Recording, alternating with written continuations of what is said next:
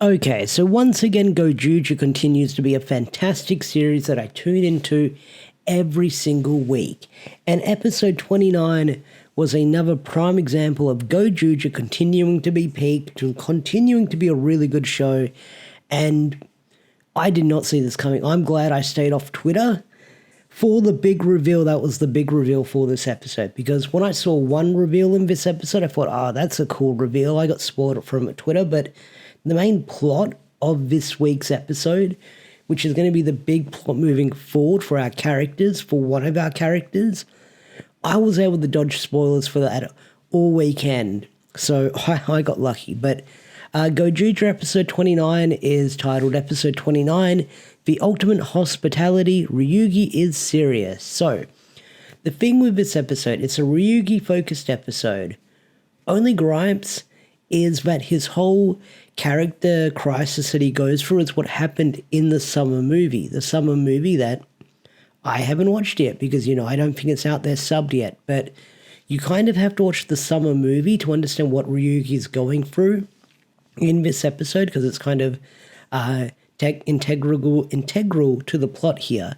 So I guess in the summer movie, Tegasword dies and melts, and because Tegasword isn't mortal, that scares Ryugi, so he kind of goes wandering in this episode, and he's trying to find basically his purpose, or a new purpose, because he knows that people need Tegasword, and if Tegasword dies, then the world is kind of lost.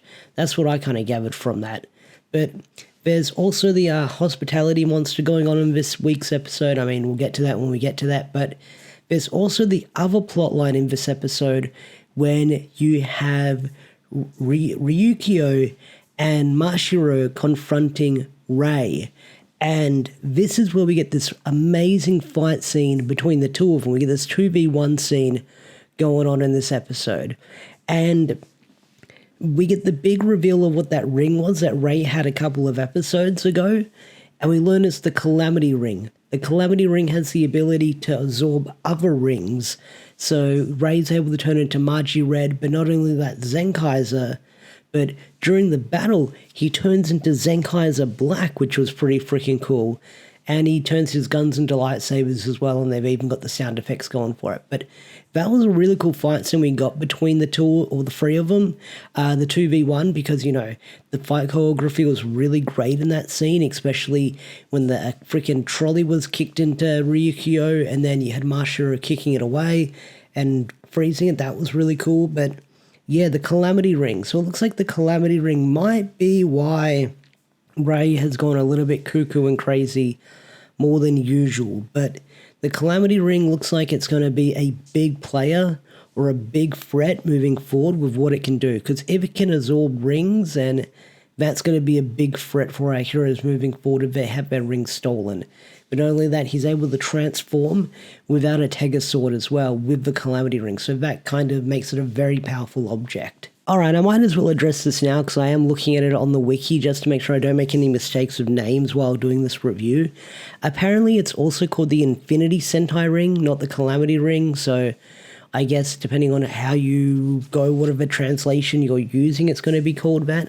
But I believe my subs that I was using, the Overtime subs, they called it the Calamity Ring, I believe. I could be mistaken, but Calamity Ring, Infinity Ring, they both got really nice names to them. They both sound really badass, but I feel like Infinity Ring probably sounds a lot more cooler with what it can do with the endless transformations it can allow Rei to do. So I'll probably either call it the Calamity Ring or the Infinity Ring moving forward. Once we put the official translation out there, then I'll definitely call it that. But I think it's officially titled the Infinity Ring, so I'll probably call it that moving forward.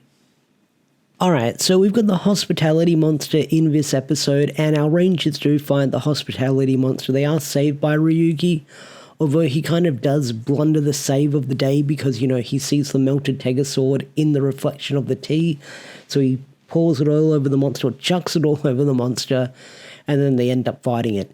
Now, one of the other big revelations in this episode is it looks like that Bouquet has finally probably almost caught on that Ryukio is the Blue Ranger, and that's going to be fascinating because it looks like she's pieced it together, but it might not all quite be there yet, but it looks like she's probably pieced it together, which we'll see if we'll get a follow-up on that next week. But after they defeat the Monster of the Week and all that stuff, you have Ryugi challenging Horu to a fight because, he doesn't want to see the Tegasword defeated again, so he challenges him for a leadership battle or battle for the rings because, Horu has the most rings right now, so they have a fight. And this fight scene is really freaking amazing. Some really cool fight choreography here. One notable scene is when freaking Ryugi uses like four lore on this, where he makes his hammer come back like 4 from Avengers or Marvel, or just 4 in general. He's able to like make it just come flying back to him. That was really cool. But the fight scene between the two of them, really amazing. Like, it was pretty even for a bit, and then eventually Horu got the win when he used his super finisher on him and was able to defeat Ryugi in the end. But Ryugi walks away and just says, "I'll leave it to you. You look like you're fit to do this moving forward." So Ryugi decides to leave out of a way so his ego isn't too much bruised, but he decides to walk away from the Rangers, departing from them. And then we find out that a new Yellow Ranger will be joining them next week. So we'll see where that's going to go. So Ryugi leaving the team is kind of a downer, even though he didn't do a lot, and he didn't have a lot of focused episodes. This is a pretty big focus episode for him to have. And seeing how this is the season that celebrates 50 years of Sentai, if you remember what happened in the very, very first season of Super Sentai, where that Yellow Ranger died and then they had a replacement for that Yellow Ranger, I guess they're probably doing a homage or a callback to that. You could probably think about it, except, Ryugi didn't die, he just walked away.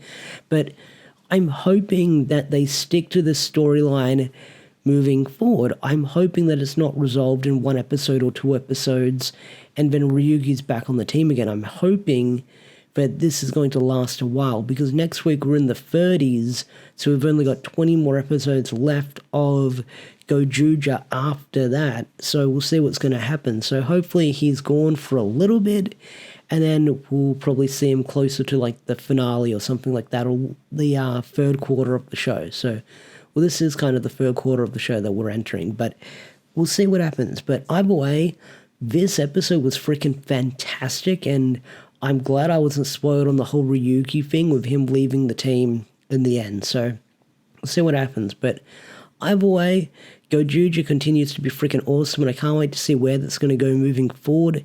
And yeah, I'm definitely going to be tuning into next week's episode with our brand new Yellow Ranger. So what did you guys think of this week's episode? Did you love it? Did you hate it? Tell me in the comment section down below. I'd love to hear your thoughts and opinions. And with that said, I will catch you guys later. Peace out. Take care. Bye.